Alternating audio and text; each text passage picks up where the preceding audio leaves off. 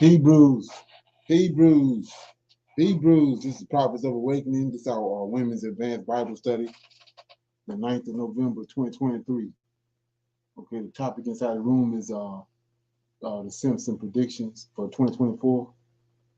We're going to go into that because I thought it's pretty interesting. Okay, so with that being said, you can go to our YouTube channel, check out our videos. We have a lot of videos on the channel. They'll lead you to the truth of the Holy Scriptures. And if you like what you're hearing and receiving, I'm asking you to like, share, and subscribe to the channel. And for those that feel the need to donate, support the channel, we got a cash app at the bottom of the screen. Okay. For those that don't know, this is a non-Messianic channel. By that means we deal with the Tanakh, the Old Testament, so-called Book of Remembrance, and the Torah, first 5 books of the Old Testament that were given to Moses by the Lord of hosts. Shalom and welcome to the channel, and welcome to our Women's Advanced Bible Study. We're going to do our normal, which is a moment of silence, prayer, songs. We do some women's help. We for current events, a little need to know information. Then we'll open up for some questions and comments or some dialogue. Then we go into the topic, which is the predictions, the Simpson prediction for 2024. Okay. So this moment of silence is for the Lord of hosts and all that he's doing to bring about our prophesied deliverance in these last days. Oh Lord, we thank you for your great mercy and your great power and your wisdom.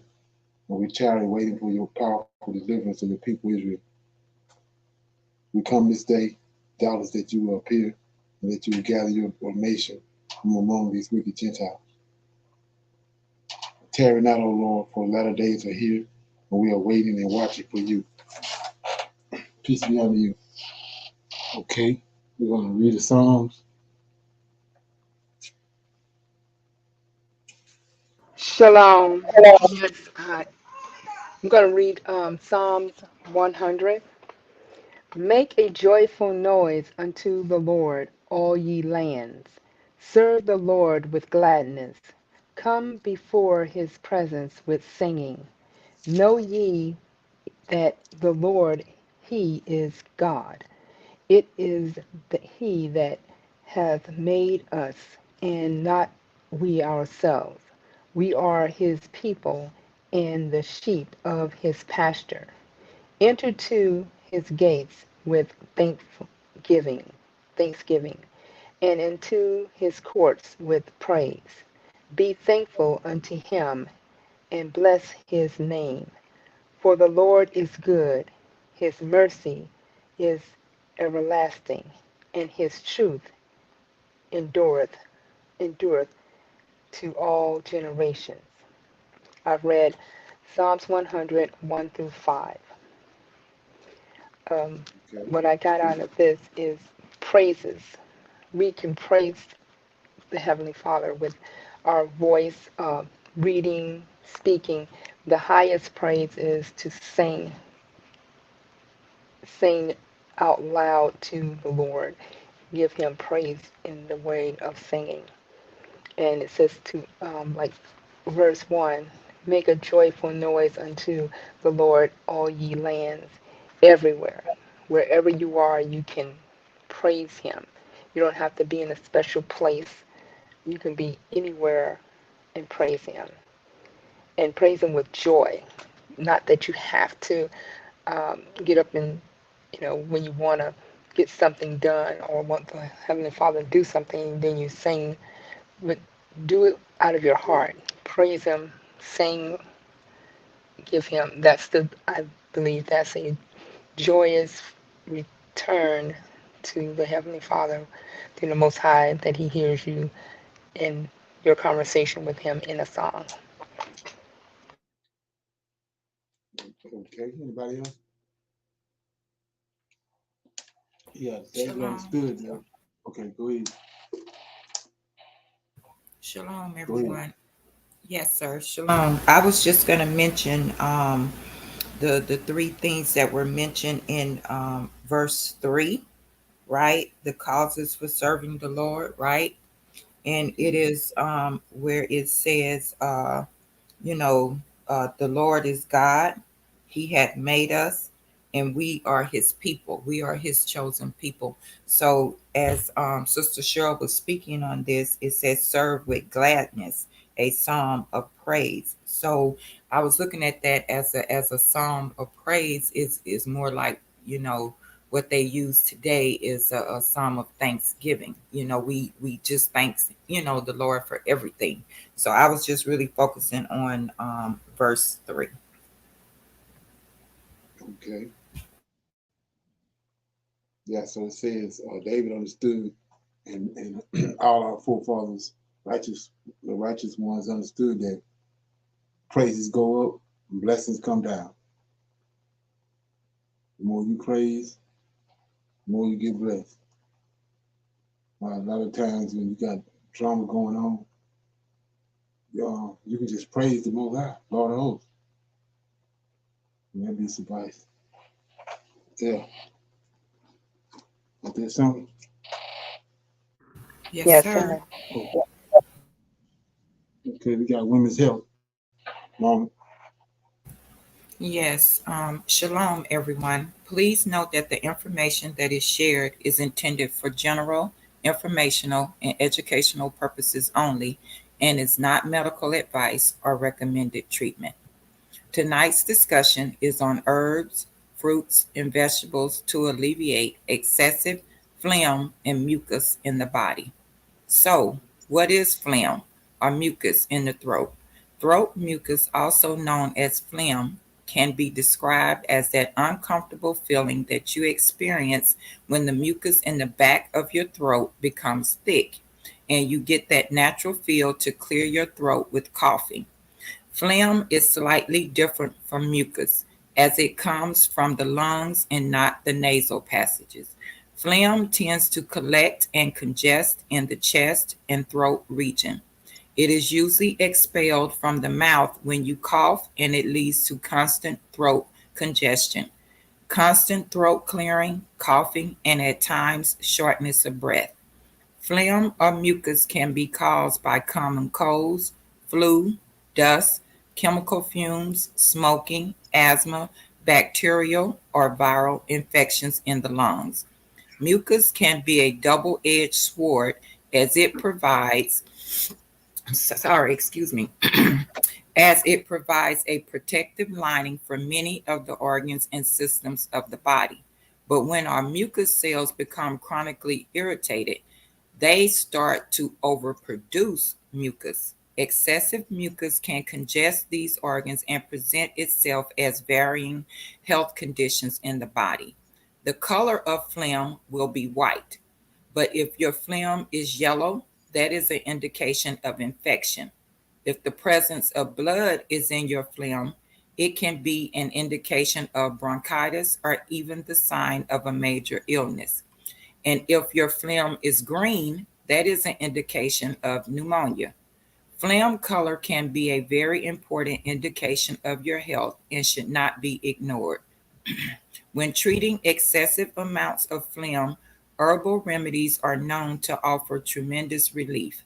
Here are some mucus cleansing herbs, fruits, and vegetables: turmeric, peppermint, cilantro, ginger, cloves, dill, garlic, cucumbers, citrus fruits, leafy greens, elderberries, cinnamon, pineapples, and papaya, just to name a few. The herbs can be made into tea, juices, smoothies, or even put on top of salads. Eat the fruits and vegetables as you normally would. Remember that when they are in their raw state, they function the best in the body. Here is a great home remedy to keep handy: ginger, cinnamon, and lemon tea with honey. You would boil 1 cinnamon stick, ½ inch of ginger, juice of half a lemon, and 3 cups of water for 5 to 7 minutes. Strain, then add honey to taste.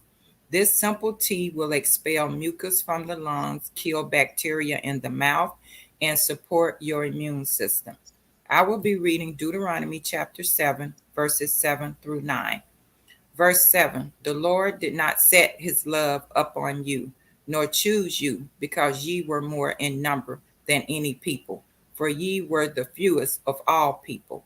Verse 8: But because the Lord loved you, and because he would keep the oath which he had sworn unto your fathers, hath the Lord brought you out with a mighty hand, and redeemed you out of the house of bondmen, from the hand of Pharaoh king of Egypt. Verse 9: Know therefore that the Lord thy God, he is God, the faithful God, which keepeth covenant and mercy with them that love him and keep his commandments to 1,000 generations. Tonight's discussion was on herbs, fruits, and vegetables to alleviate excessive phlegm and mucus in the body. And I read Deuteronomy chapter 7, verses 7 through 9. All praises. Shalom. Okay. Anybody have any comments on that? Okay. We're gonna go to our current event.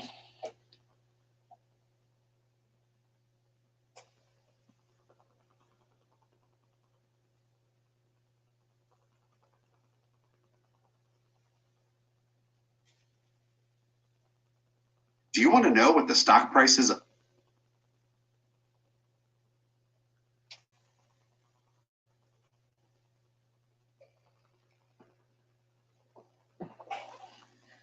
So I guess everyone's on trial, the army, the media, maybe even the prime minister. That's right. South Africa wants Prime Minister Benjamin Netanyahu to be arrested. They want him charged with war crimes. It's not a surprise, though. South Africa has been firmly pro-Palestine.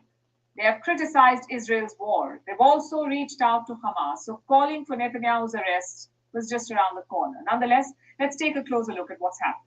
Why does South Africa back Palestine? Can Netanyahu really be arrested or charged? And what is the role of our so-called global courts here?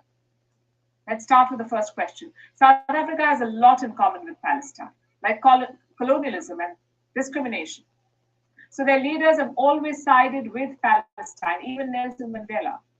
Thus, Israel is seen as a Western proxy in West Asia, sort of like America's right hand. So South Africa has consistently criticized them. Last year, they wanted Israel to be declared an apartheid state. This year, in the month of March, they downgraded. South Africa's embassy in Israel became a liaison office. And now diplomats have been recalled. Why recall our embassy officials? This is normal practice when there's a situation which is causing a great deal of harm and concern to a country, as you would be aware, extremely concerned at the continued killing of children and innocent civilians in the Palestinian territories. And we believe the nature of response by Israel has become one of collective punishment, which falls fully outside of the practice of international humanitarian and international human rights law. Like I said, not surprising, but is an arrest even possible? South Africa wants the ICC to issue a warrant. That's the International Criminal Court, ICC. Now, the court has no jurisdiction over Israel because they never signed the Rome Statute. But over Palestine, the ICC says it does. You see, Palestine got UN observer status in the year 2012. Using that, they joined the ICC. So the court can rule on issues in Palestine, issues related to Palestine, like the attack on civilians, or drone strikes on hospitals, or collective punishment. Of course, Israel and the US reject this. They will most likely ignore any warrant or ruling. Having said that, this whole episode puts the spotlight on the ICC. What have they done so far? In the case of Ukraine, the ICC was quick to act. They issued an arrest warrant for Vladimir Putin. But in Gaza, they've done nothing. And I'm not just talking about holding Israel responsible, I'm talking about Hamas too, because the United Nations says both sides have committed war crimes. The atrocities perpetrated by Palestinian armed groups on the 7th of October were heinous. They were war crimes, as is the continued holding of hostages. The collective punishment by Israel of Palestinian civilians is also a war crime, as is unlawful, forcible evacuation of civilians. The ICC has reduced itself to a farce. It has limited jurisdiction. It is not backed by any political will, and it's made questionable decisions. Like after the Iraq War, it was clear that US and British troops committed war crimes. Washington never signed the Rome Statute, so their soldiers were off limits. But Britain had signed it. So the ICC began an investigation. They published a 180-page report, 180 pages. They also found evidence of war crimes. But what did they do about it? Absolutely nothing. The ICC decided not to go ahead. At the end of the day, it's always political. The US loved it when the ICC issued a warrant for Vladimir Putin. Would they do the same for Israel? Certainly not. Same for South Africa. They have signed the Rome Statute of the ICC, yet they promised not to arrest Putin if he traveled to their country. So where is the consistency? You want the ICC to arrest Benjamin Netanyahu, yet your own government is not ready to violate the same ICC's order. Also, why not call out the Hamas? Like the United Nations rights chief said, both sides are guilty, but South Africa does not seem to care. Their foreign minister spoke to the Hamas chief on the phone, and that 2 days after the October 7th attack. So you see, it's a case of all-round hypocrisy, of picking and choosing whom to prosecute, which war crimes to chase, and which side to call out. Okay, any comments on that?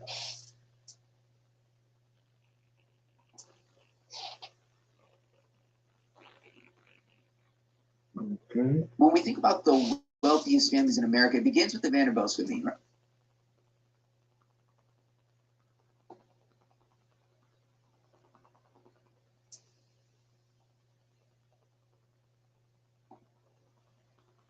Military recruiting problem is actively prepping for war in the Middle East. All evidence is pointing in that direction. So we're going to show you that evidence here in a moment.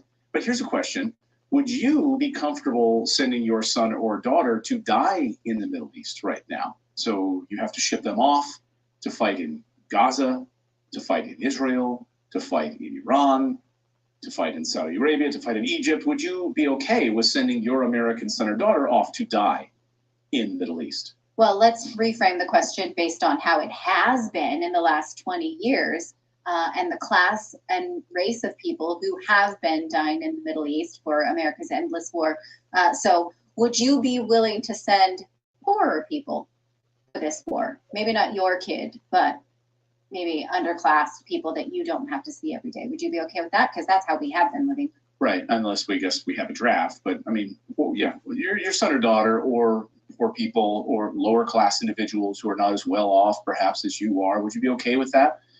Let's rewind. Well, we have been okay with that. That's how we have been living. We have been okay with that. I think the government has been okay with that. Collectively, that's how we have been living. Okay. So, yeah, let us know in the comments below if you're okay with America's sons or daughters going off to fight in the Middle East. Let's rewind the clock, though, first on all of this. As soon as President Biden took office, he immediately reversed President Trump's ban on transgender soldiers. Immediately. Here was John Kirby announcing the re-rollout of the transgender plan. That's exactly right, Andrea. In 2016, the Obama administration opened up service to transgender people to not only be recruited, but to be trained and to be put in the field and into the fleet and to be treated like everybody else in the military. The Trump administration reversed that policy. And today, President Biden is putting the 2016 approach back into effect. Okay.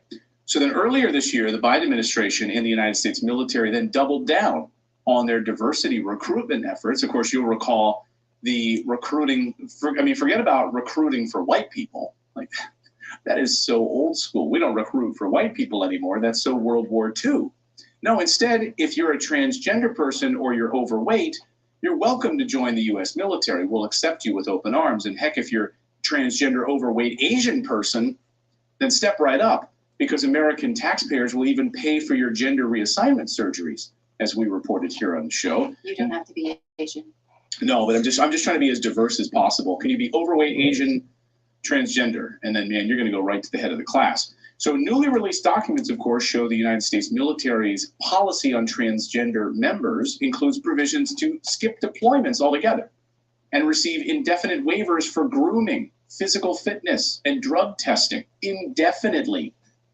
So the Biden policy says the military must provide what it calls medically necessary transgender hormones. Okay, medically necessary. And surgery. Medically necessary transgender surgery. If the person is in the process of transition, they will be considered non-deployable. Like, that person can't go and fight. This means that a person can join the military, receive taxpayer-funded sex change procedures such as breast removal, breast additions, laser hair removal, voice feminization surgery to sound more like a woman, facial contouring, body contouring, and genital reassignment and more, all the while not reporting for active duty. So you can just rest up while they cut your balls off. The document does say, just give this little caveat, that the U.S. government doesn't have a capability to do laser hair removal, so you might have to go off campus for that. Really? Because they're not like a clinique. But ball That's removal, the one thing they can't do. Like, the military medical centers can do most of this, but they don't Can we just get a military with some freaking laser beams, please? Can we just get a military with some freaking laser beams? Can we get some Brazilian military doctors in there? It actually it is a big issue for transgender, trans-identified women, I'm going to call them biological men, who want to go and get their nether regions waxed, because a lot of waxers won't do that because the skin on balls is so much thinner. Sorry, I just said balls. And this is something that creates a lot of litigation, has in Canada, because these trans people say, I am a woman, you must wax my lady garden. And these waxers are saying, you're a man, I work out of my home, you cannot come here. There's a waxer in Canada who's been absolutely harassed for refusing to wax a transgender Brazilian man because, one, she works out of her home alone, and two, she's afraid that she's going to rip him open. There's a visual for you. I hope you're not eating. And he sued her, and he took her to court, and she's been harassed ever since. So as Grim says, who's a veteran on our team, says it's a great way to afford the surgery. Just join the military. Yeah. No, that's absolutely right. So I would really love to trace. So What is her mom? Just had another 6.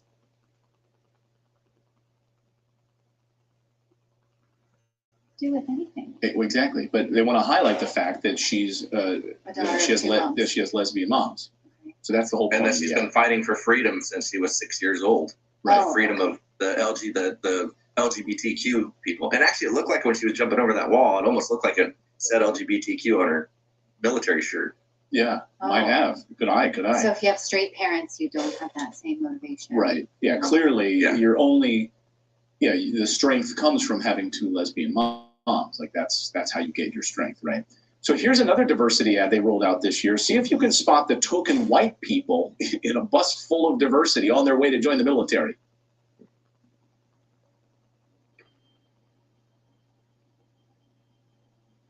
Asian, black. Oh, redheaded. That's nothing says white like redheaded. It's like Brave from Disney.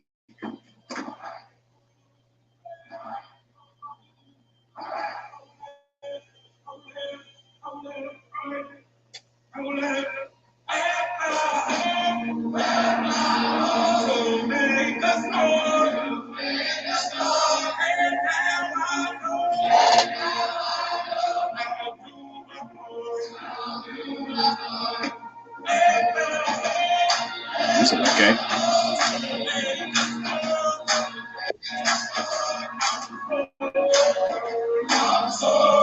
So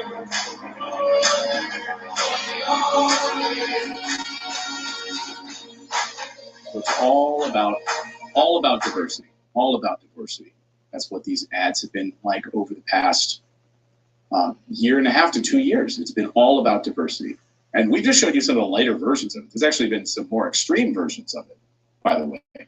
Well, something just changed after Israel launched an invasion of Gaza, after Hamas launched a military strike on October 7th that put all eyes on the Middle East. The U.S. military is prepping for war in the Middle East, clearly and definitively. The U.S. is preparing troops for potential deployment in Israel, positioning Ohio-class nuclear submarines in the Middle East, a violation of international law. American special forces on the ground.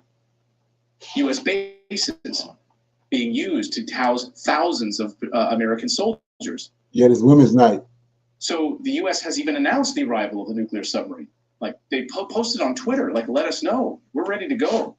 Active deployment, calling up reserves. The USS Florida submarine is back. The same nuclear submarine, by the way, that destroyed Libya in 2011. Yes, this very same submarine led to the U.S. assassination of Gaddafi. So you see where this is all going. So yesterday, the United States Army rolled out a brand new recruiting advertisement. Interestingly, that it was all timed this way, and it's totally different, by the way. See if you can spot what's totally different about these new Army recruitment ads.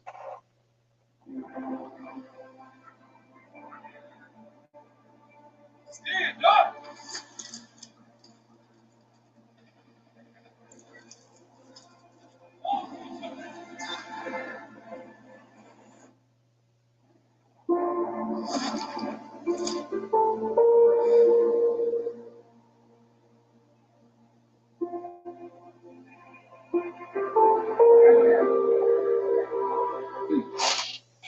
Well, do you guys notice anything odd about that video? Where they were landing was surrounded by water? No, you missed it. But Twitter exploded on this.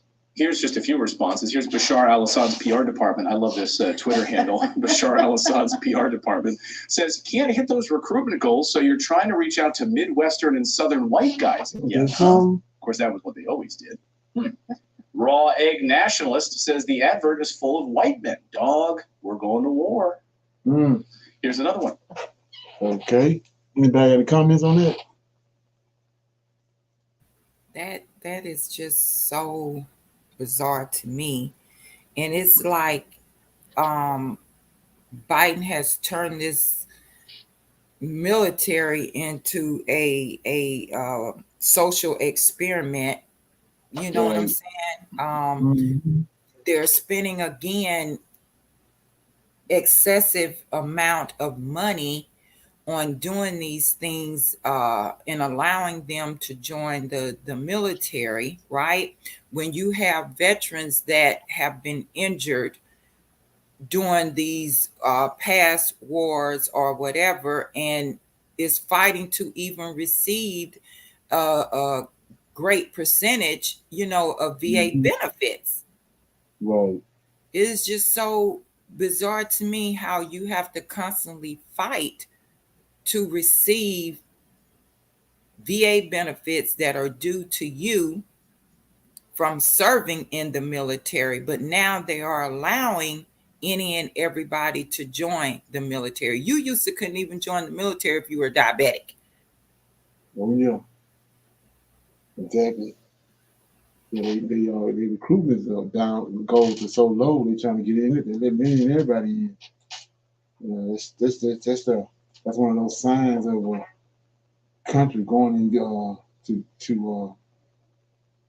chaos.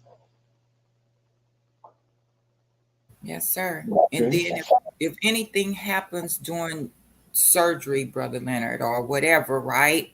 Then you get a medical discharge and receive, VA benefits for the rest of your life.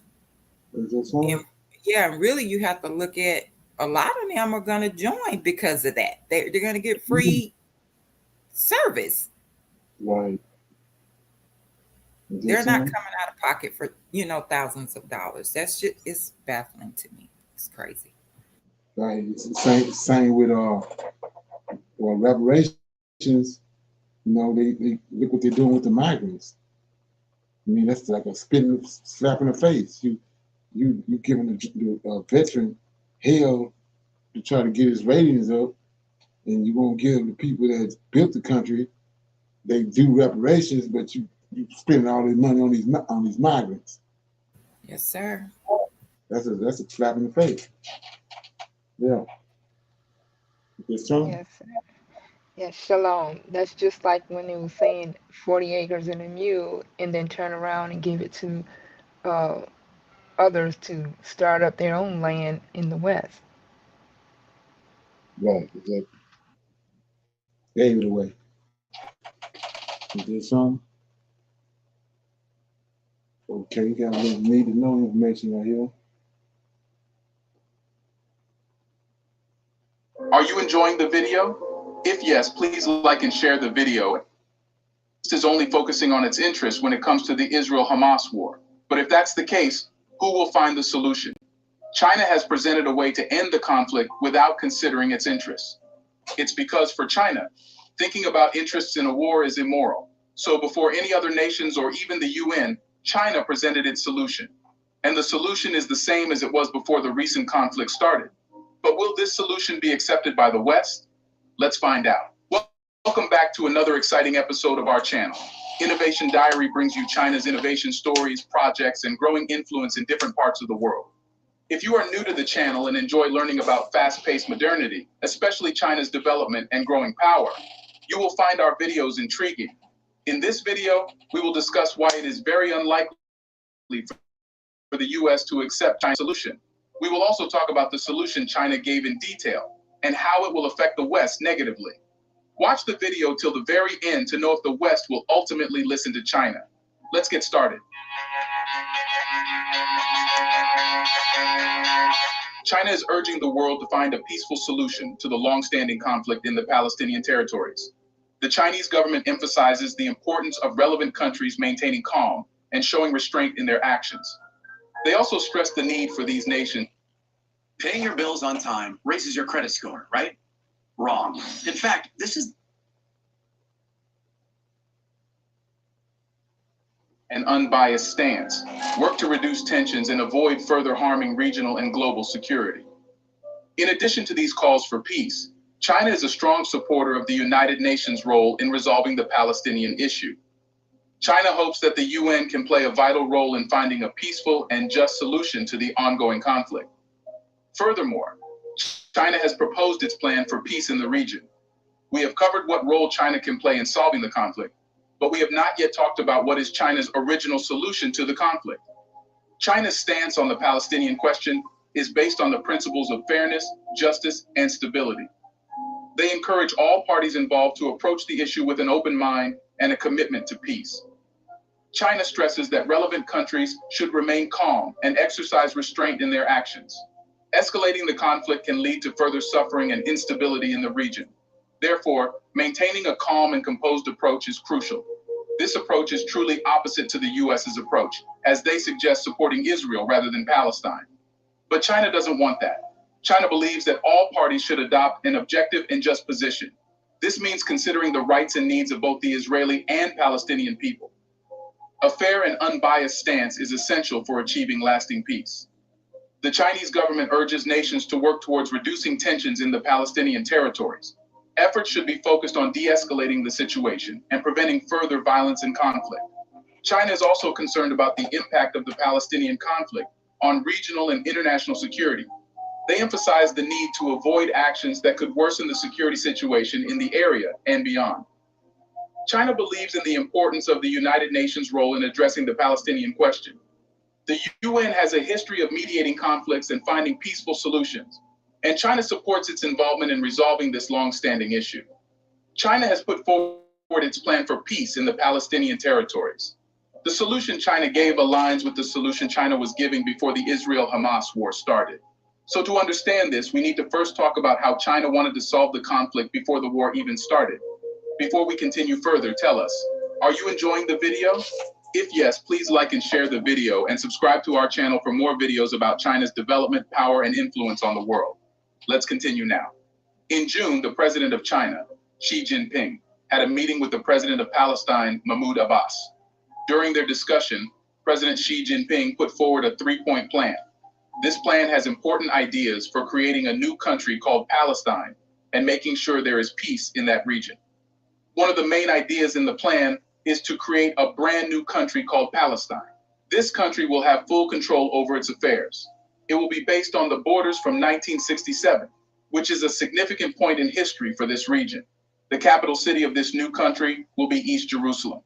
The second point in the plan talks about helping the people of Palestine with their money and daily lives. This means making sure they have enough resources and support to lead good lives. Any country needs to take care of the well-being of its people. Lastly, President Xi Jinping's proposal emphasizes the importance of keeping peace, talks going. It's like a conversation between countries to solve their problems instead of fighting. This is crucial for making sure there is no more conflict in the area. In simple terms, President Xi Jinping wanted to see a new independent country, Palestine, with its borders and capital. He also wanted to make sure the people of Palestine have what they need to live well, and he believed that talking and not fighting is the way to go. But while China proposed this, no nation gave attention. China knew in the first place that this could become an issue, and later or soon, it would become a matter of urgency. After the conflict, China has shown its strong support for the Palestinian cause and has adopted anti-Western neutrality. In simple words, this means that China doesn't openly condemn any country or group that challenges the dominant role of Western powers in global affairs. While they are not explicitly supporting Hamas, they are not siding with Western interests. One important step China has taken is to support a two-state solution to resolve the Israeli-Palestinian conflict, particularly in the Gaza region. They have promised to do their best to make this solution a reality and work towards a fair and lasting settlement for the Palestinian issue. China and Russia have similar views on the Palestinian matter. They intend to collaborate and help calm the situation in the region, with the ultimate goal of establishing a two-state solution for both Israel and the Palestinians. China is expressing its commitment to the Palestinian cause and aims to play a positive role in finding a peaceful resolution to the conflict. They want to be a part of a solution that brings lasting peace to the region. One simple but brilliant trick to heat your home in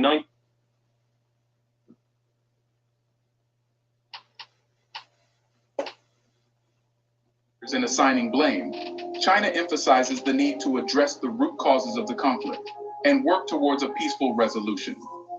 In contrast to China's approach, some Western countries seem to support the continuation of the conflict. They view the situation as a zero-sum game, where one side must emerge victorious, potentially leading to the permanent destruction of one of the nations involved. Such an outcome would result in even more bloodshed, which is already a tragic reality in the region. China believes that this approach is misguided and counterproductive. Supporting a war only exacerbates the suffering and prolongs the agony of the people caught in the crossfire. The idea that one side must be completely defeated does not take into account the countless innocent civilians who are affected by the conflict. China's stance is grounded in the belief that finding a just and lasting solution to the Israel-Palestine conflict is of utmost importance. The focus should not be on perpetuating the war, but on addressing the root causes and working towards a peaceful coexistence. Rather than siding with one party, China aims to promote a more balanced and unbiased perspective. Many experts around the world appreciate China's approach for its practicality and reasonableness. Instead of taking sides, China advocates for dialogue, negotiation, and diplomatic efforts to bring about a resolution that respects the rights and aspirations of both the Israeli and Palestinian people. This perspective promotes cooperation and mutual understanding, which is essential for sustainable and lasting peace. The Israel-Palestine conflict is a deeply entrenched issue, and finding a solution is not an easy task.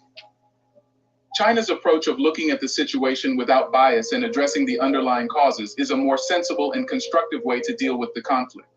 And later or sooner, other nations will also accept that China was right from the very beginning. We would like to take a moment here and appreciate you all for commenting and sharing your... Okay, any comments on that? Make any sense? Shalom. And I don't know. It's just a lot by them not wanting to get involved, but yet getting involved by voicing their solution to what should happen. China. Okay. Oh yeah. They saying that's they being what you call it tactical because they wanna be the ones to resolve the situation, but at the same time they're saying they're not, but they want to be the one to resolve because they want to be uh, the world leaders, and that's one of the things that is gonna uh, show them as being the superpower by resolving that. Okay, yeah. If nobody have any more comments on that, we're gonna open it up for some questions, comments. Anybody got anything they want to talk about or question from last week, last night, or whatever? We want to talk about it. Shalom, everyone. Brother Leonard, I would just like to speak on a couple of topics that one was shared to me by Sister Nidra. And this topic here is on Elon Musk, right, by Bloomberg. So earlier this year, he received FDA approval, right, to start human trials on the Neuralink, right? So, Okay.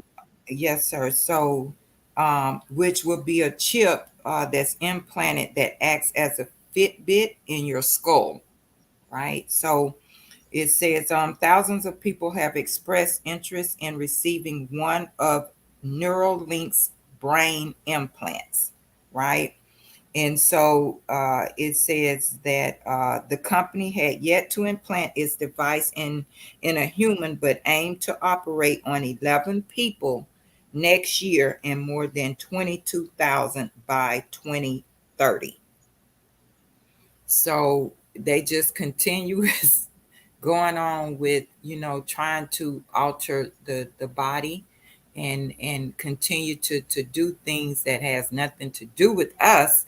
But I just wanted to put that out there that because here lately they have been putting out how Elon Musk had been really you know um saying different things on different topics as though he was helpful, but he is the main one that is behind these chip implants into humans. So just we don't need to be fooled by him.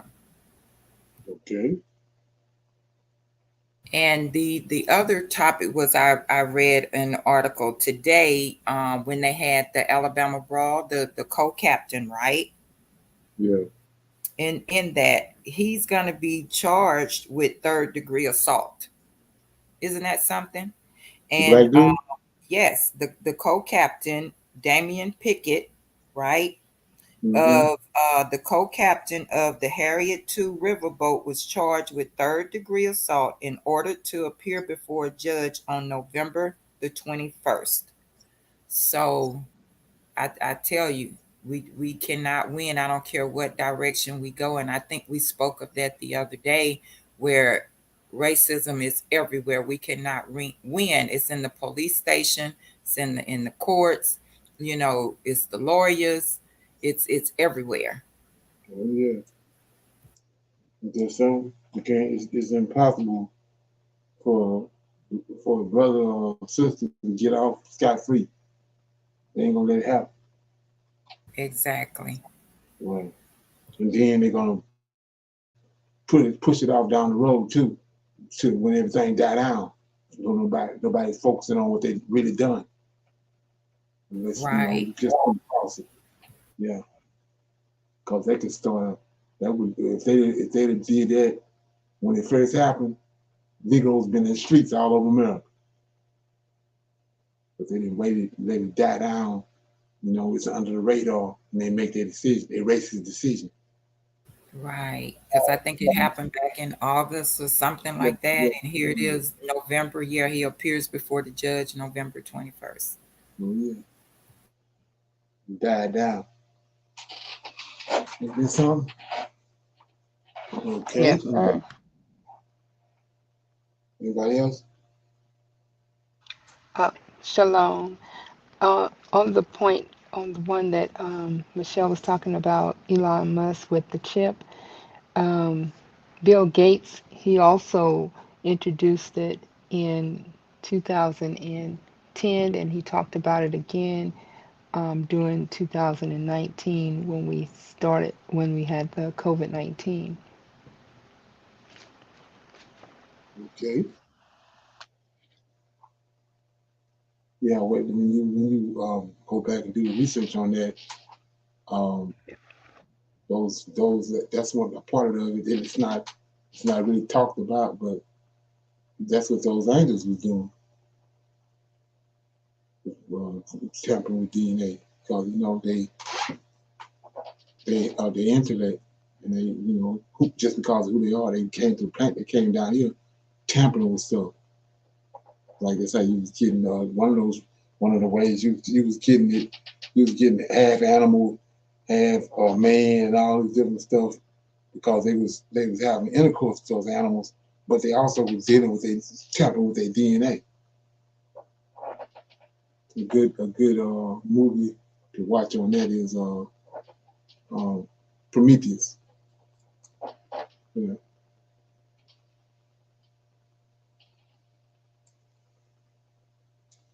Okay, so that island of Dr. Moreau, that's real. Mm-hmm. What is it again? It's got the island of Dr. Moreau. You ever seen that? No, sir. There's a movie, and they got the other movie, Prometheus. These fallen angels, they were messing with the Most High creation on a molecular level because they can do that because of who they are. They was tampering with it. So all they doing is now is just coming back, picking up on a lower level because those angels is really. That's the reason why he had to bring the flood. They was tampering with everything that Most High creation. Said they had everything off his course. Mm-hmm. And that's why he destroyed those cities. People trying to find Lemuria, trying to find Atlantis and all that. That's what they had going on. And he destroyed it. Yeah. Okay. So with that being said, anybody else have anything else?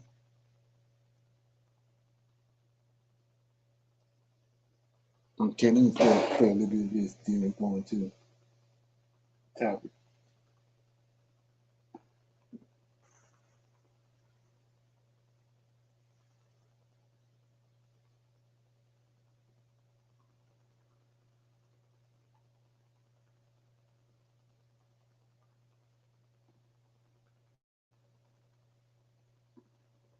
Hello everyone, this is Latasha Blanton from the Real South Africa Travel and Tourism. That has ever happened on the African planet. I think I'm going to build on what Yinka said about Africa's population and also, I guess, Africa's fundamentals. Those fundamentals, whether it's the demographics, whether it's the economic structure of African countries, they present both opportunities and challenges. Unfortunately, the narratives today overemphasize on the challenges, right? So yes, there's conflict, yes, there's violence in certain parts of the continent, but actually when you look at certain analyses that have been done by, whether it's entities like Statista and others, the world's most violent cities, the top 10, only one is in Africa, Cape Town. All of the other cities are in Latin America, in Brazil, in Mexico, etc., right? So it's just that the challenges in Africa are overemphasized. Hello there, how are you doing? Welcome to another episode of our conversations. My name is Adira Ganga. I'm a business journalist by profession and a digital content creator. I love coming out here, having conversations with you guys about Black people, Africa, our empowerment, and how we can rise up and take our rightful place at the global stage. Today, I briefly want to touch on the race of investing in Africa, but from a different perspective. I was listening to this lady being interviewed, and she made so much sense. You know, we talk a lot about how America is trying to play catch up with China in Africa in terms of investment, right? And China has been on the African continent for years, way back in 2000, when nobody thought anything would come up in this place. China was already here. They were looking for opportunities. They were investing. They were giving, they were building their companies here. And the Chinese had also a very problematic way of doing business. But at least they were here on the continent doing business. Then we had other people who they couldn't see Africa beyond the lens of colonialization, and they didn't think that anything good could come out of this place if not for the abusive relationship and the exploitative relationship that we had. And so they lagged behind and they waited and they held their cards close to their chest. And now everybody's saying Africa is the future, right? And the future belongs to those who came to the continent a little bit early. The kind of influence that China has on the African continent is unmatched. Outside of just doing business here, they have invested in a lot of research and development, and the government is not shy to put money in projects in partnership with governments. And that is something that the West is still very hesitant. It's almost like they want to do business with Africa, they want to be in Africa, but they don't want to go all the way in. You know, when Kamala Harris was in Ghana, I was there during that time, and she, white salad as usual, but very empty rhetoric of $100 million to be shared among several African countries. And I'm like, are you really serious? You're trying to compete with China that is investing billions and billions of dollars on the African continent, yet you come with $100 million to be shared among different African countries? You're not serious. You know, like you really are not serious. I'm not going to say no to your money, but it's not going to help counter the influence that China has on the African continent. And I think that she touches on something that's also very important, that we think Africa is unsafe. It's something that even as an African, I get asked often I travel for work. People like you, they, New Zealand, all these things. And I'm just like, what world you in? Like, pick a textbook or Google or something. And unfortunately, these stereotypes have found their way to the boardrooms, and people do not know what to make out of the continent. And this lady mentioned something very important. She said, only one African city is listed amongst the most dangerous places in the world. So can you imagine, because of one place, the whole continent is bundled up and made to look like it's not a safe place, yet it's just one place. There, you get stabbed in London. Knife crimes are really high, and I'm not saying this as in mockery of it. I'm just saying that problems exist everywhere. You can get shot in America. There have been many mass shootings in America this year, that there have been days of the year of 500 mass shootings. Why can't we extend that grace to Africa? Why is it that just because one place is not safe, we conclude that the whole African continent is not safe? I've never heard anyone say, I'm not going to London because there's a high probability that I could get stabbed. I never hear anybody say, I'm not going to go to America, I'm not going to do business in America because there's a high probability that somebody is going to pick a gun and shoot at me. I don't hear people say that. So why can't we extend the same courtesy to Africa? If you're okay, any comments on that? Shalom. I think all of that is being said again to deter people from, knowing about Africa, going to Africa.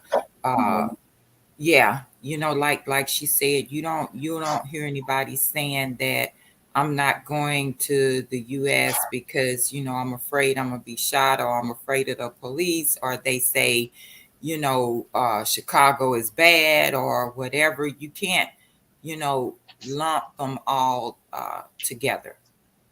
Okay. Yeah, like she said, it got only 365 days in a year, and already America got 500 and some mass shootings. So that's damn near, that's one every day with some left over. Right. So, that you don't hear that. You ain't say, I ain't going to America because of mass shootings. But that's how these people are. That's how they do it. Oh, yeah. Shalom.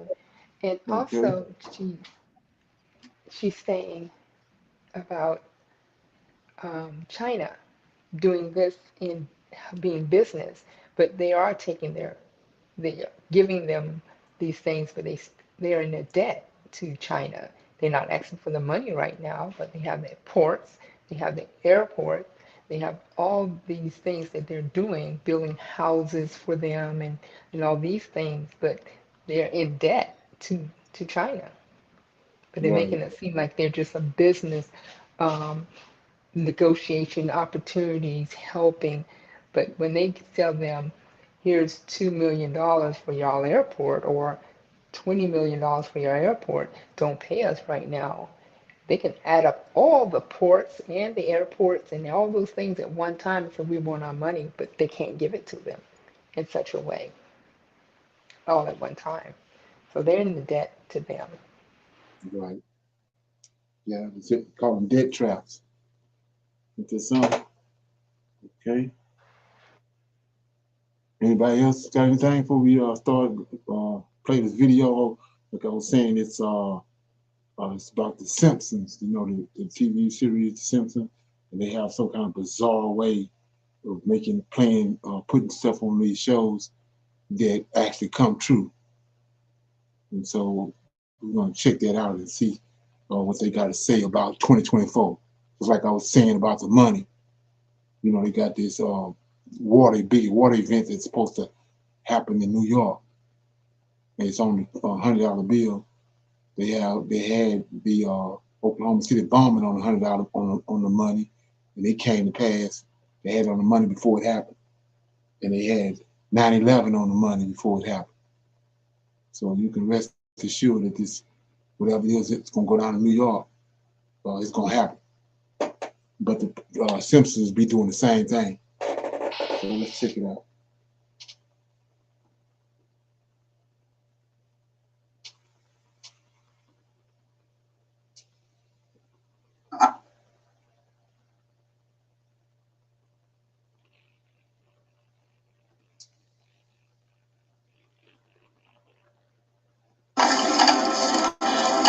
Everybody knows The Simpsons. It's literally one of the longest running series in the United States. But beyond the satire, the chaos, and the dysfunctional family with their crazy adventures, there is a dark secret. For many years, The Simpsons seem to have dropped predictions and prophecies that have proven to be very accurate. From the predictions of the 2020 COVID-19 outbreak to the rise of Kamala Harris as the first Black female vice president, the Simpsons have operated on an unprecedented level of accuracy. So, what do they have to say about the year 2024? Get ready to be amazed as we examine 17 shocking predictions that the Simpsons have predicted for 2024. Number 17. Trump's 2024 presidential ambition. Are the writers and producers of The Simpsons experimenting with dark magic? Do they have a crystal ball through which they can accurately see into the future? Because they always seem to get their predictions right. And this is very, very strange, to say the least. Although, as you may already know, this cartoon series has made many astounding prophecies that came to pass, evoking awe and wonder in the hearts and minds of everyone. However, these guys decided to kick it up a notch, and their most dramatic one yet would be the prediction of Trump's 2024 presidential ambition. In order to make America great and glorious again, I am tonight announcing my candidacy for President of the United States. On Tuesday, November 15, 2022, the former president of the United States, Donald Trump, arguably one of the most controversial the country has ever seen, depending on whose side you reclaim the throne he lost 2021.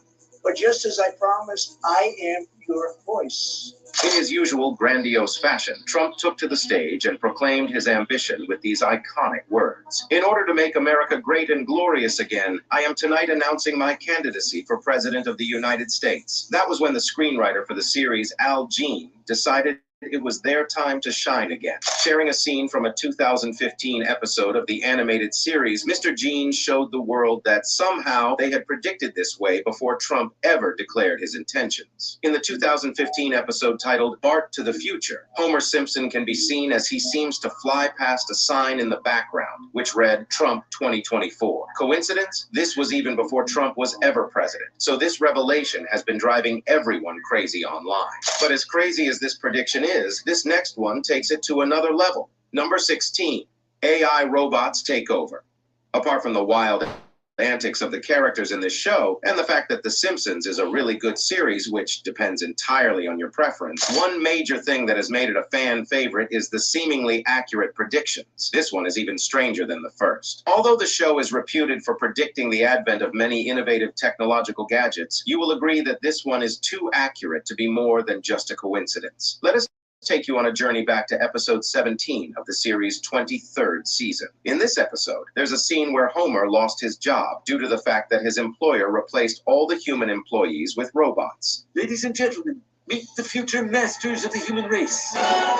Sounds familiar? You fool, these are robots. Well, considering the astronomical strides that have been made in robotics and the development of artificial intelligence, could it be possible that in the near future, maybe even 2024, humans will begin to lose their jobs to artificially intelligent robots? You will train them, and they will replace you. As it stands now, you've probably heard of robots serving as waiters in Japan and all around the world. Is this the end of human labor as we know it? Or are we all just panicking too much about the threat of a robotic takeover? Hopefully, this never happens. But in case it does, The Simpsons will be glad to tell the world, we told you so. Number 15, Mars takeover. This next one is actually very freakish and will have you wondering if the scripts for this series were written by aliens or something, because the resemblance to real-life events is absolutely uncanny. In case you don't believe it, let us take you to episode 6 of season 27 of the series. In this episode, Lisa learns that the government was looking for volunteers who were willing to sign up for a migration to Mars. And become the first residents of another world. Will you be one of them? Enthusiastically, she volunteered, and so did the rest of the family. The rest of the episode had them going on some wacky, crazy adventures. But at the end of the day, their vehicle refused to start, and they ended up going nowhere. But that's not the end. This eerie episode ends with a glimpse into the year 2051, where Marge and Lisa were now living on Mars. If this doesn't sound like anything you've heard in recent times, then you may have been living under a rock. Everybody knows about Elon Musk's plans to colonize the Red Planet. Elon Musk. I'm in charge of the whole Mars colonization project. He has been going all... If you had a choice, would you rather pay $12 for this cheese grater or...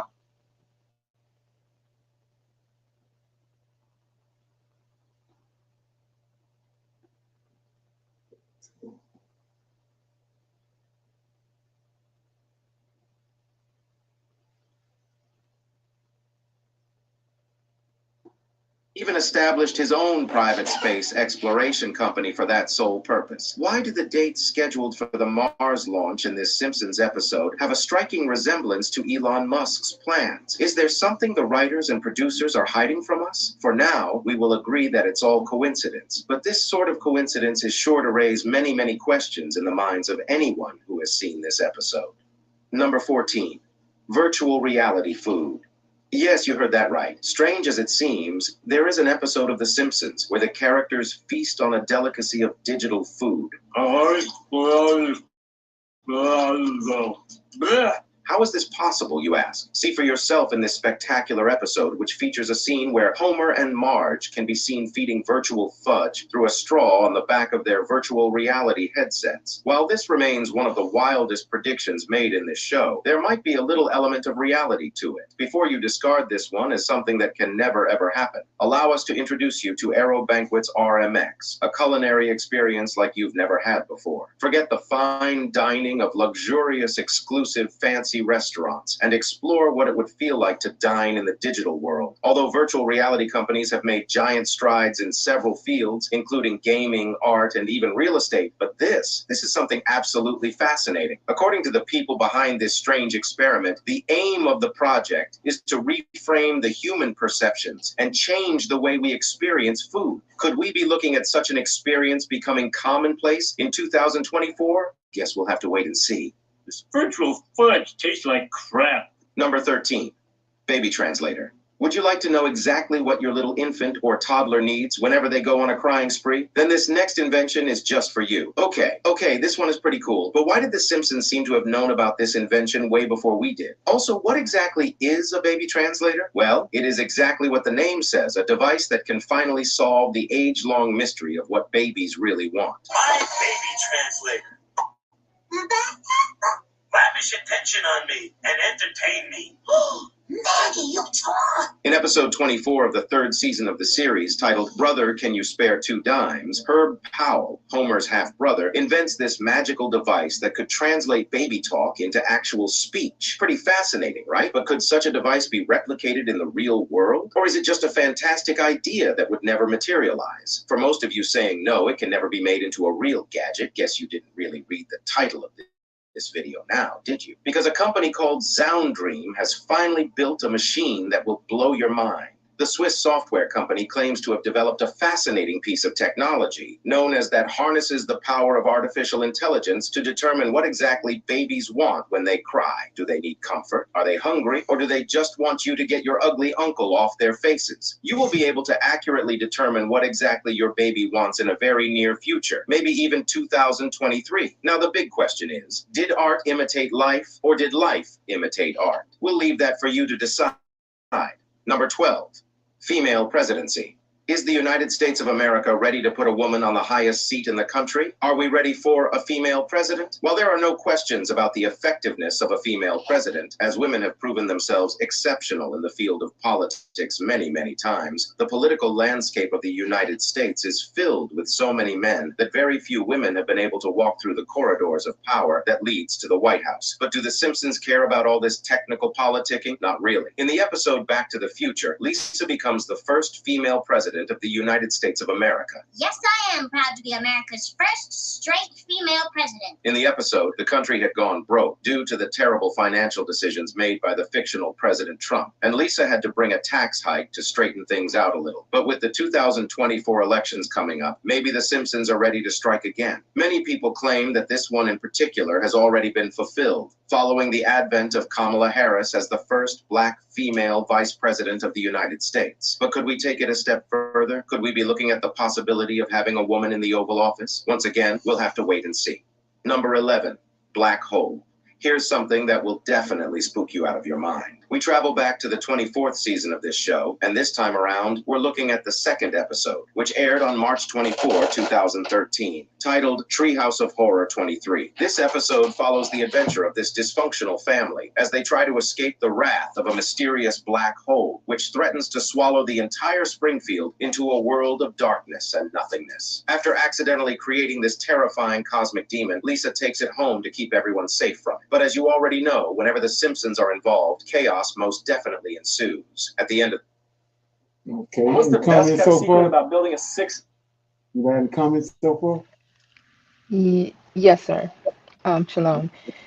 When I forgot what episode when Bart when the Simpsons was talking about Kobe Bryant going down in a helicopter. Okay. That happened 3 years after, I think, that they made it.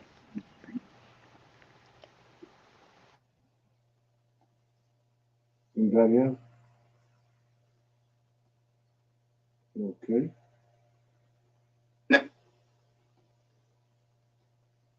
Now, while this is most definitely a work of fiction, many are worried that we could be on the edge of a catastrophic natural event, the likes of which our world has never experienced before. Although, according to scientists, the closest black hole to our planet is located some 1,560 light years away. So there's really no chance this could happen. But it's the Simpsons, and some of their most unprecedented prophecies have come to pass. So should we be scared?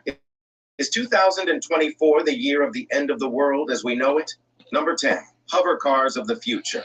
You've probably seen this one in many sci-fi futuristic movies, but The Simpsons did it even better. In episode 15 of season 16 of The Simpsons, titled Future Drama, Bart and Lisa see the future of the family, and what they saw was truly astonishing. In this supposed future, Homer and Bart travel around in style as they cruise through the streets in their hover cars. With no tires, these bad boys can go anywhere, and the reference is a play on a technology that has been in research and development for many years. But could 2024 be the year we finally get to see the hover car? Before you dismiss this idea as wishful thinking, consider this. A company named Simpson Sky, which is based in Oregon, is expected to begin deliveries of its Switchblade flying car in 2024. The car has been in development for 14 years, and finally they are not just ready to showcase it to the whole world, but also to begin delivery to their customers. Finally, you can beat the stubborn traffics and avoid road rage by soaring high in the skies. But the big question is, would you also need a pilot license along with your driver's license to be able to operate this vehicle? We'll leave that for you to argue out. Number 9, hologram technology. These days, technology is moving at such a fast pace, most of us can't keep up. But The Simpsons, they're miles ahead of us. In one of these episodes, Bart takes a look into the future through one of Professor Frink's thingamajig, and what he saw might just be a prophecy of things to come. Hologram for Bart Simpson. In this supposed future, a deadbeat Bart receives a hologram message inviting his band to a gig at the club. Hey, Dingus, your band can play at my club tonight. But how did The Simpsons develop the idea of the widespread use of the hologram technology? And could 2024 be the year when holograms become as commonplace as the cell phone? Maybe that's a huge leap, but you get the idea. As it stands now, the world has already been blessed with a fancy technology known as the DreamIc HD3 holograms. This fascinating three-sided holographic display case can show a 3D image of anyone and anything from anywhere in the world. Imagine sitting in your room and watching your boyfriend teach you the latest TikTok dance from way over there on the other side of the world. How cool would that be? While this amazing technology is only available in about 500 Best Buy stores nationwide, could we be looking at a more widespread use and maybe even a decompression of the platform within the year 2024? Sounds pretty ambitious, but if it ends up coming to pass, we'll always remember The Simpsons did it first.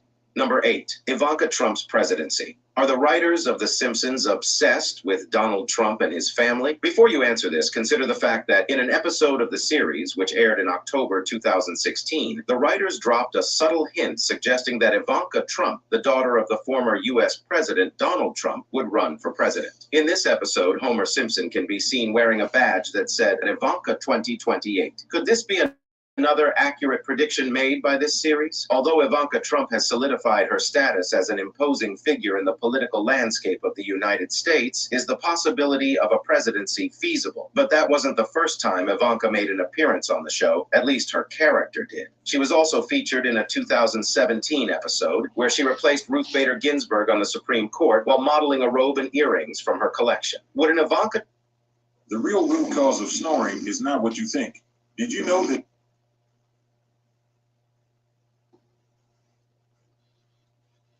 a shock to you? We'll also leave that for you guys to argue out. Number 7, AI goes rogue. With the recent massive development in the world of artificial intelligence, are we really sure that we are not empowering technology to take us out? Could we find ourselves at the mercy of our own creations in the near future? Before you dismiss this as an irrational fear propagated by conspiracy theorists, you should listen to this former Google chief engineer who lost his job after revealing to the world that the company's latest artificial intelligence had become sentient. There are similarities between how Lambda thinks and how people think, or how humans think. This meant that it had evolved on its own and was able to feel things. Now that's super freakish. In the past, this would have been dismissed as pure lies, but coming from a man like Blake Lemoine, who was a high-ranking engineer at Google before his appointment was terminated, everyone sat up and listened. But we were forewarned by The Simpsons. In the 1994 episodes titled Itchy and Scratchy Land, the family visited a spooky version of Disneyland, which was fully staffed by robots. As the scenes unfolded, the robots went haywire and began to murder everyone. While the possibility of this could be well far off from 2024, it raises a huge concern about how far we are willing to go with artificial intelligence. If this human creation evolves to a point where humanity becomes a bother, where do we run to? Number 6, music-induced mind control. The government is trying to control you through a series of subconscious processes. This was the message many people got from the 14th episode of The Simpsons' 12th season. But can we really blame anyone for overthinking The Simpsons' predictions? After all, they've been right so many times. In this particular episode, a music producer selects Bart, Nelson, Milhouse, and Ralph to form the next hit boy band party posse. Sick name, right? But beneath the surface, there was a diabolical plan at play. In their hit song, Dropped a Bomb, which was accompanied by a music video that featured the strange line Even Eat Neo J in the chorus.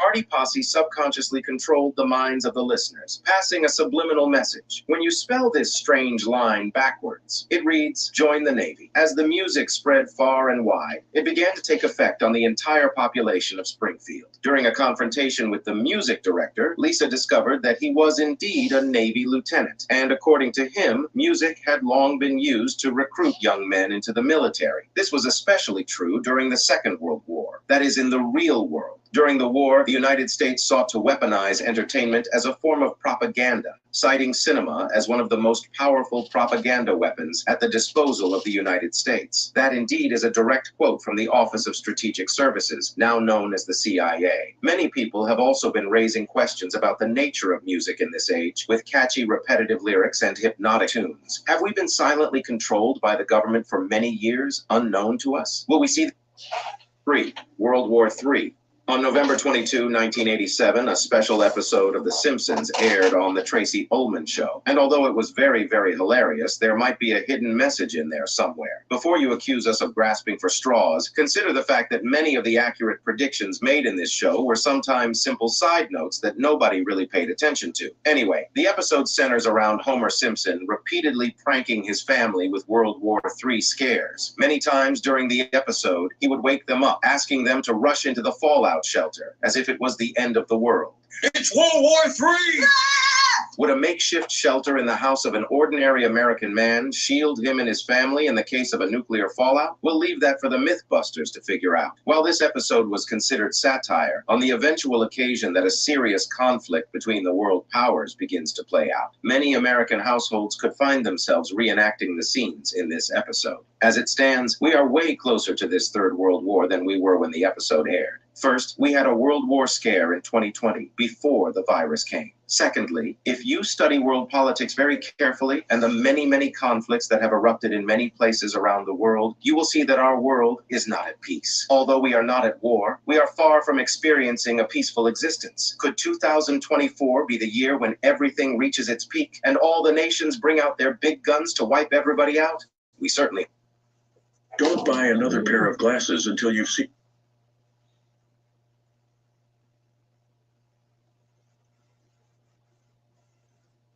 country where war is currently ongoing. Number 2, Barbie movie release and Trump's arrest.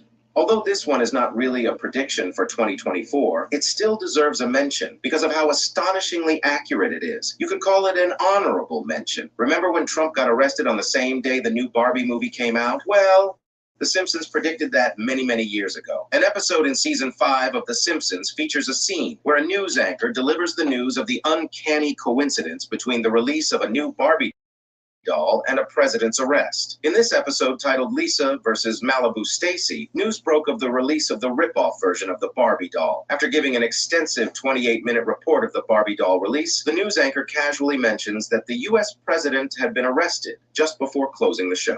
Though it was unusual to spend 28 minutes reporting on a doll, it's just really fascinating news, folks. Good night. Oh, and the president was arrested for murder. More on that tomorrow night.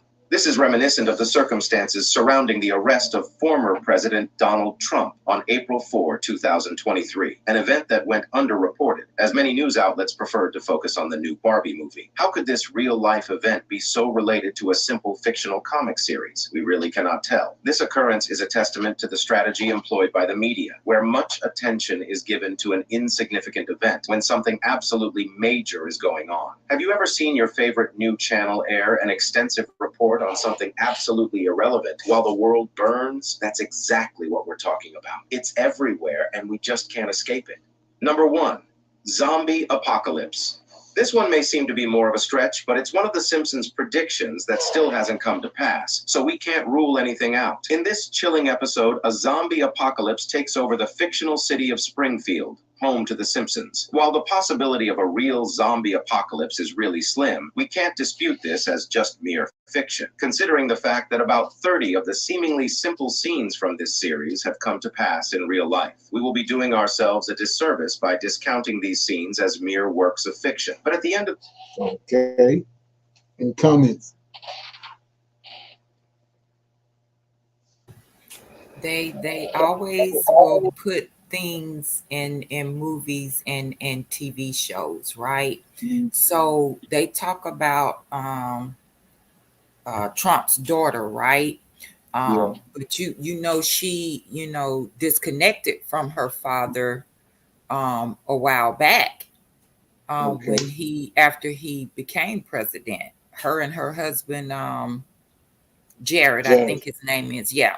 They, disconnected themselves from him. And even now that he's campaigning, she's not supporting him. You don't see her out in the, forefront with him. So you have to look at all of that. You know what I'm saying?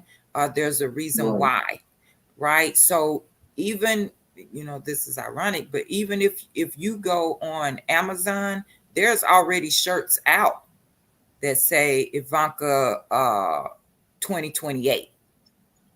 It's not only the Simpsons, but there's information out everywhere about that. It's just that you have to happen to stumble up on it, but you just can't say, oh, this is just something that they put on the shows, and it just happened to have happened, and but them predicting what's going to be going on, you can't pay any attention to that. And if you look up information on the guy that is producing this, right, right, you know what I'm saying, he's a Jewish Freemason. So you got to really dig and do your research on these people and these shows, because it's really saying a lot when a whole bunch of people think it's not, but it is.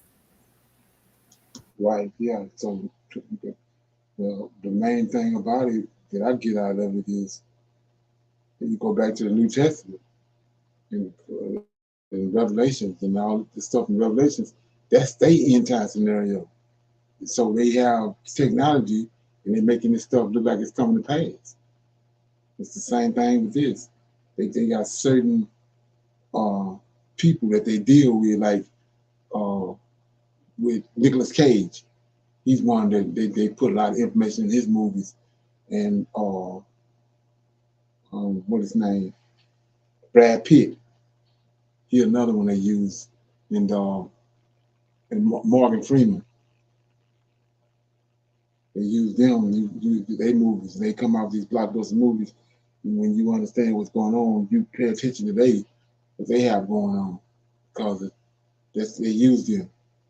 They use them just like with these with Bart Simpson. That's one of their number one sources they use to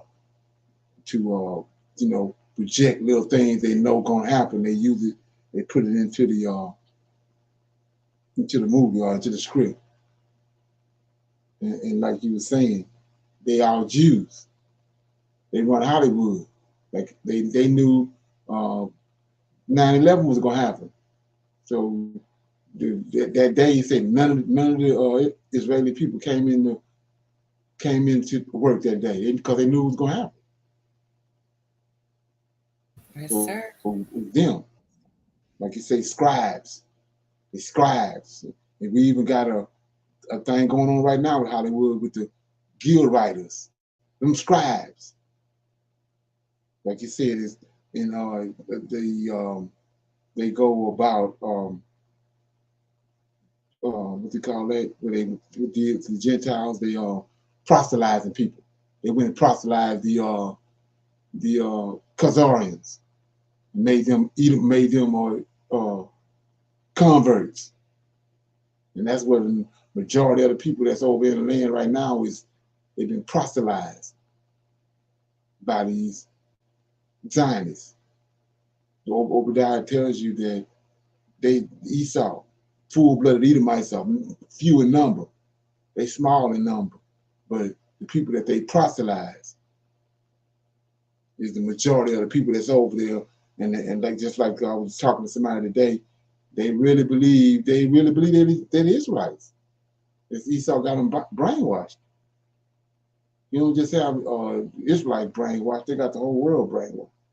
So those Ashkenazi, which are Gentiles, really believe their bloodline go back to King David and all that. They really believe they're Jews. They're Israelites. You can see that on all the protests that's going on. Yeah. So anybody else got anything? Any comments? Yeah, so yeah, I just thought that was pretty interesting. I was gonna share it with everybody. So everybody good? You gonna close out? Yes, sir. Okay.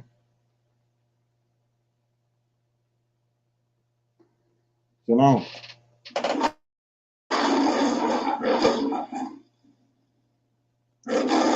See everybody tomorrow at for the clubhouse at 8 o'clock. All right, shalom, everyone. All right.